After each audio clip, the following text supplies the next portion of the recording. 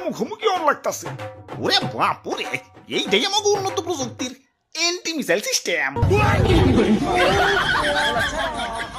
আরে ভাই বুঝতাছো না, ইমার্জেন্সি ভাই, আমার সামনে যে ফুটন লাগবো। বিশ্বাস করো ভাই, আমি তোমাকে দেশে ঢুকতাম না ভাই। খালি যে টার্গেটে যে আমার ফুটন লাগবো ওই ঠিকানাটাই হারিয়ে ফেলাইছে। এখন এটাই আমার জীবন। লঞ্চ করার পর আমার ফুটনই লাগবো। যাইতে দাও ভাই। যাও, না করছে কেরা, চাঁদা দিয়ে জেনে মনে হয় হেনে যায় ফুটোগা। খালি শপিং মলটা বাদ দিয়ে, কারণ বাঙালি 99% এখন শপিং মলেই। ওরে বাপুরে, ইয়ে চাঁদা দেও আর আগে বাড়াও। চাঁদা, চাঁদা, চাঁদা, চাঁদা,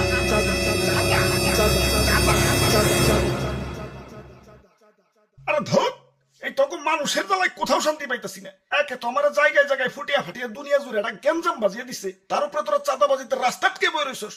ওই তোরা কি দুনিয়াটা একটু গুছিয়ে গেছে সুন্দর রাখতে পারস না? দুনিয়াটা তো তগই নাকি?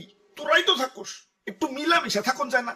লোভ, হিংসা, ক্রোধ, ক্ষমতা তখন তো দিন দিন অমানুষ বানিয়ে দিতেছে। আরে আমার ভাবতে অবাক লাগে, এই মানুষ আমারে বানাইছে ওগো নিজে গই ধ্বংস করার জন্য। কিছু মানুষের রাজনৈতিক ঝগড়া আর ক্ষমতার লোভ শাস্তি দিচ্ছে সারা দুনিয়ার নিরীহ মানুষদের। আমি যখন আকাশে উঠি, নিচে দেখি বাচ্চারা খেলছে।